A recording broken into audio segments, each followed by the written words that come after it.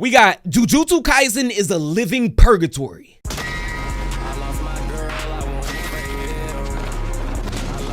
Yeah, nah, this verse genuinely could be on measure. Jujutsu Kaisen is one of my favorite animes and mangas to exist, but bro, to actually live, breathe, or do anything definitely in this impure universe beam as shattered. one of its characters is genuinely a worse punishment than being a Rod Wave fan in the big 2026. Gotta be one of the most miserable things for a person to go through. It doesn't matter if you're a Jujutsu sorcerer, a curse, or just a regular person not even remotely involved with anything that's going on. You are living in an actual purgatory. If your name is Satoru Gojo, Ryomen Sukuna, or Hikari in JJK, you are probably, scratch that, absolutely guaranteed to live a terrible life and are vulnerable. I have a rebuttal.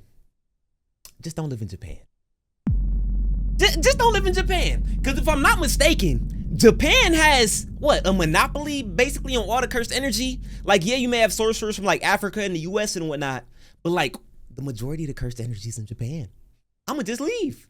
And hey, if Kenjaku win the culling game and I gotta evolve because my boys Yuta, Yuji, Megumi, and the gang couldn't hold it down, so be it. So be it. Hikari gambles. Bro, I would love to see Hikari in Vegas. Hikari in Vegas would put up some crazy numbers. Ridiculous numbers. Climbed out at any possible moment, all because someone named Gege Akutami just loves killing off his characters in the most brutal and depressing ways possible. More specifically, characters that everybody likes just for the love of the game. But the reason why everybody else is so susceptible to getting slimed out in the first place is all because this man Satoru Gojo exists. The moment that this man was born within the Gojo clan, it actually shifted the balance of power in the Jujutsu world to such a degree that it genuinely succeeded any meaning of the term the great shift. Because just bro, when Gojo was born, he literally put literally put the whole world on easy mode. That's the easiest thing I can say. Because the second he got sealed, that shit turned into Chirac. We got curses running the streets rampant, mass evacuations. We got a giant hole in Shibuya. The economy crashed. Mei sold all her stocks. The Japanese, what they got? Yen? Yen is worthless. Worthless. All because one man got sealed. That's crazy. That's crazy. Wait, Takaba's the strongest? I'm an anime only Zane, so my knowledge is limited. Like, I know the big stuff that happens, but I'm an anime only. Huncho, when can I get a custom role name in the Discord server? Don't I have custom rules? I'll have to look into that. Slime out Gojo.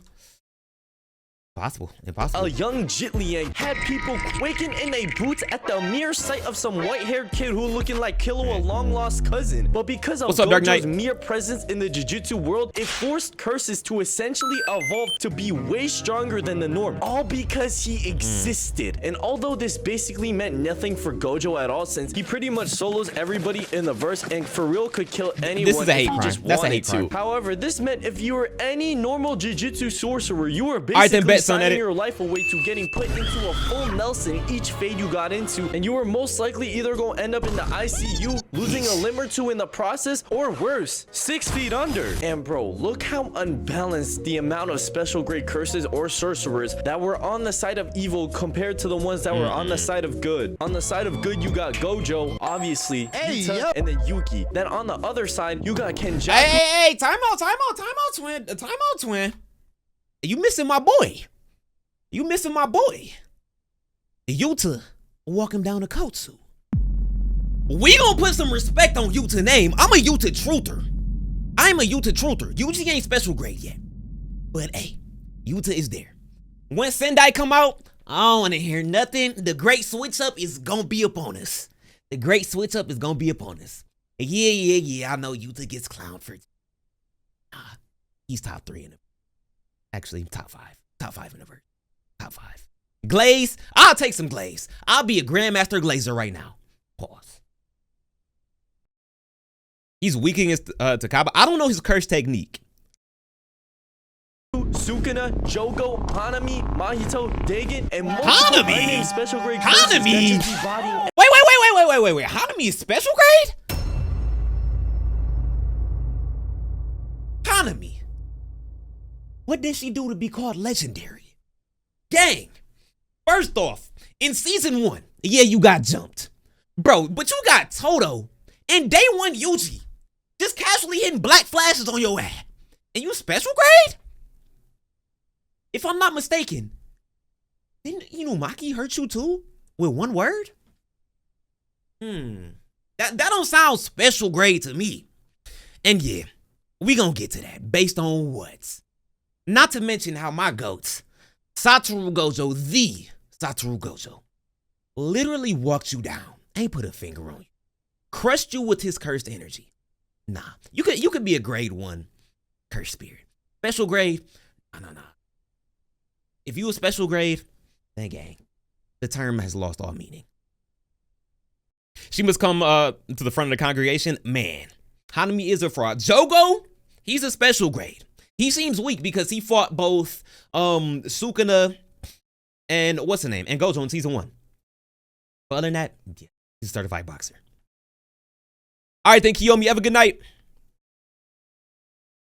Oh, he's broken in. Anybody. And bro, people want to downplay characters like Jogo and Hanami when they only fought literally the strongest character in the verse, when in reality, they were stronger than more than half the characters in JJK. Remember, Jogo burned 3 important characters to a crisp within the span of 5 seconds. Like, bro, even the main character himself almost got his shit ran by a random no-name special grade curse. And for real, almost died within the first 5 episodes of the show. If it weren't for the King's curses for regenerating his arm and saving him. But the fact that Gojo was so strong that he alone was enough to deal with almost anything. But he was quite literally the only person that Jujutsu sorcerers could actually rely on. So the moment everyone heard that Gojo was sealed during the Shibuya arc, Nanami's first thought wasn't, nah, they got bro locked up, free my homeboy. Instead, he said, if it's true that Gojo's been sealed, then it's over for every human in this country. Like, bro. That is crazy. That is a crazy, like, it's earned glaze, of course. But bro, imagine everyone else being so ass that you literally have to be there to do everything. Like, this is literally like LeBron on the Cavs in his first stint. He came out the game, okay, yeah, we up 10. Sub him out real quick, right? Oh, all of a sudden, I'll take a 3-minute break, we down 20. Man, what? Being Gojo it would be cool, but at the same time, it would be so annoying. Because imagine you don't want the responsibility. Man. And he can do black flashes as well. Yeah, I'm hip on Majuro Yuji. He's tough. What kind of Nanami to go, for sure. Even though this statement was actually factual, because everybody was for real getting done dirty from this point on, them not having any sort of belief in themselves, all because one man got locked up, is actually crazy work. Another thing that you learn while watching this show is that you should just not have a favorite character whatsoever, no matter what. All this series does is make you wonder when someone is going to die. Yes. I promise you that none of y'all's favorite characters are safe. Like, bro, your favorite character was Nanami because he's tough and attractive. Gege for real said, nah, he a fan favorite, he gotta go. He getting boomed. Get him out of there, twin. Fuji, in fact. Oh, Nobara is becoming popular within the community? Let me make sure she gets absolutely violated. This pisses me off to this day. No, bruh. Right? You were fighting a Mahito clone, right? You chased him down into that subway station. You knew what was going on. As soon as you saw the boy Yuji, you turned into Black Panther. I never freeze. Face sad. What happened? Why are you sitting there standing like a fucking mannequin at H&M when you see a special grade curse running full speed at you like Usain Bolt? Gang, at least hit a little weave. Do something. Activate that resonance. Like, come on. And now Yuji down another homie. Allegedly. Yuji down another homie because of incompetence. It's just plot. And we got like her whole backstory for a half episode. Come on, gang. Mahito's running at like 100 miles per hour. I would not say 100 miles per hour, but you have a movie, but to be honest, agree with you. Common sense say so common. Bro, she only got packed up because of plot. I'm going to stand on that to this day. To this day. For plot and character development and for Toto to come in. So I guess in that case.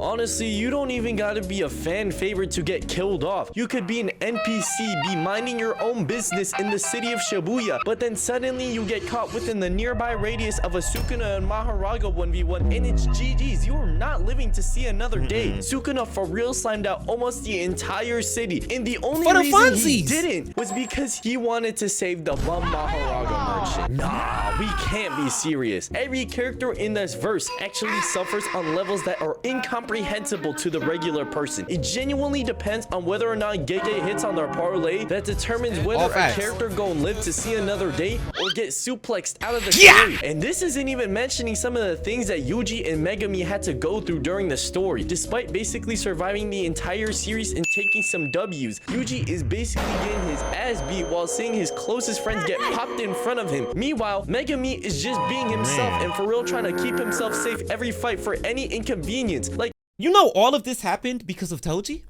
Literally, none of this would have been set in motion if Toji didn't slime out Amanai. Yeah, that was literally the canon event to all of this. That and Yuji swallowing the finger.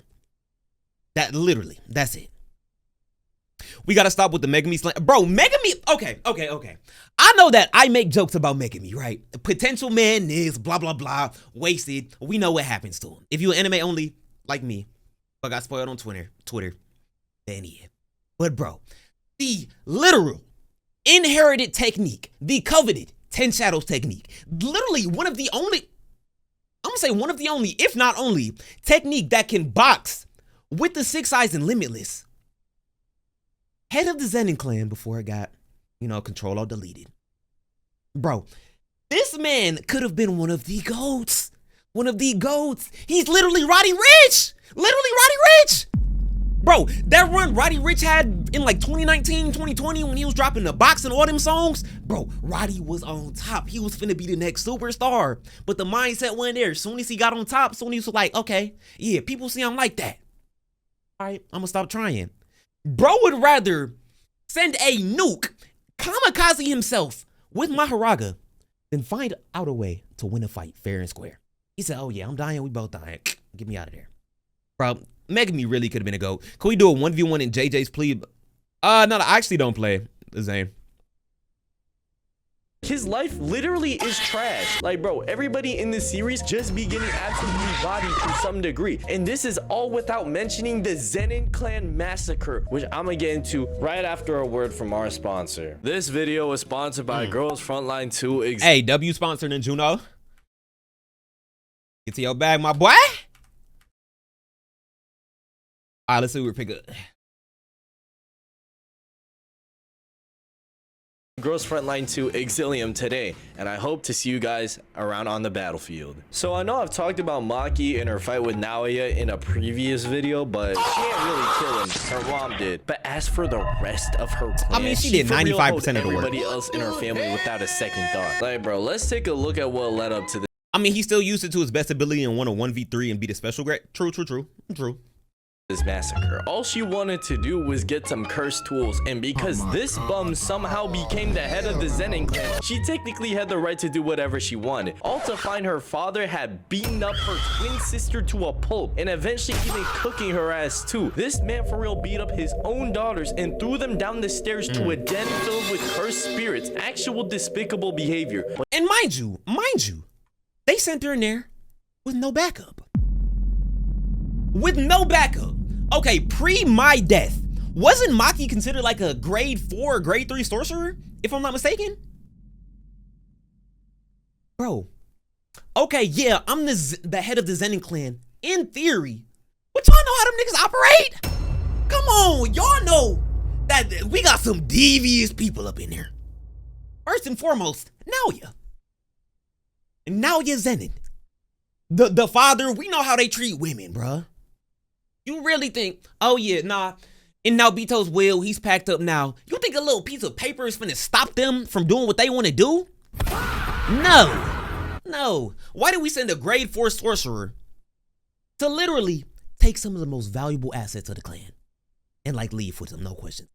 That wasn't gonna work. Yeah, you had that key, put it on your finger. It worked out for you, but it kind of didn't because your sister got packed. It worked out, but How did Megumi become leader of the clan? Because he has the 10 shadows. The 10 shadows is one of the strongest curse techniques. But the moment that Mai died in Maki's arms, if you were approached Can you send by Discord? her, Discord should be in the description, though. Dofi. Was Zenin. She was for real doing her best invincible impression, being like, "I can see the future. You don't live to see tomorrow," and would just slime them not, I out can do with that no hesitation. And she started everything off by giving her own father PTSD because he was for real feeling the aura exerting from her that of Toji Fushiguro himself. So he got ready to slime his own daughter out, but Maki was too nice with it that she for real ended this interaction by simply flash stepping behind him and giving him a fresh fade as she left and told her sister some, "Let's get started." And eventually everyone gets word that Maki put her dad 6 feet under, thinking that she only killed him because she snuck him, but nah, they ended up sending an entire squad of average Joes and normal Normans to take care of her, thinking she for real wasn't like that. And this was Golden Corral, literally, yes, like I said, Golden Corral, free eats, all you can eat buffet of ass. That actually sounds crazy. That sounds crazy. An all-you-can-eat buffet of fodder. You gonna replace it?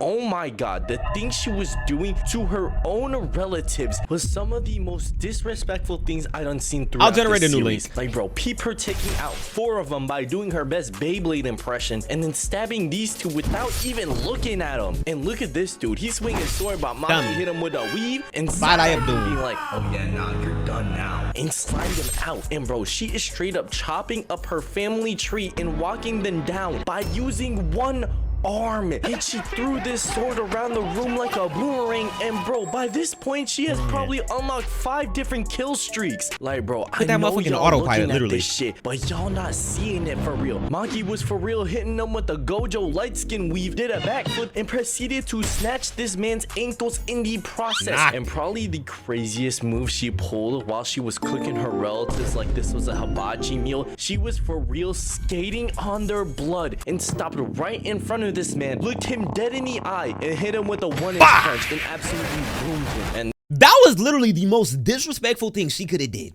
Because first of all, why am I not worthy enough for the blade? I'm all the way in the back, bruh.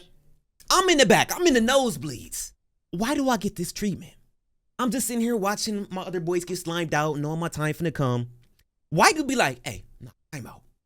Hey, go get that nigga over there." Yeah. Turned into a whole Olympic figure skater. Skated on blood. Walked up to him and just said, "Out of there, coach. Out of there." What did he must have did something to her when she was little. He must have like took away one of her toys or finessed her snack, something. She said, "I hate you specifically."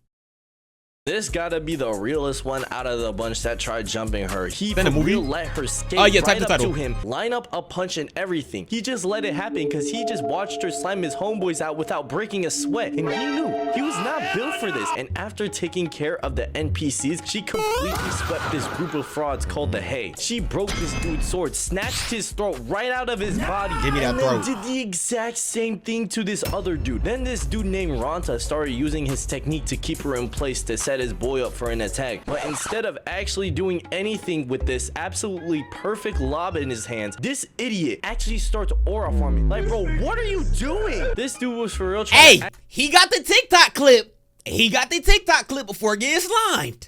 That's all I'm gonna say. Still trash though. Act as an ASU frat leader mogging clavicular while his homeboy was for real killing himself to try and help him. And instead, bro just want a light skin stare at Maki like he tough or something. Like, bro, if you don't go and do your job and slam her out, I swear to God. And number two, who is this? This absolute random for real trying to aura farm when this is what, his 3rd minute of screen time in the show ever, and he acting like he about to handle business when in reality this was his last minute of screen time ever. He got both him and his homeboy killed. That's and a legacy then gang. Maki matched up with Naoya, and I think we already know how they got muted. Yeah, I think no matter who you are in the JJK verse, you just gotta accept at some point you're going to face generational levels of trauma.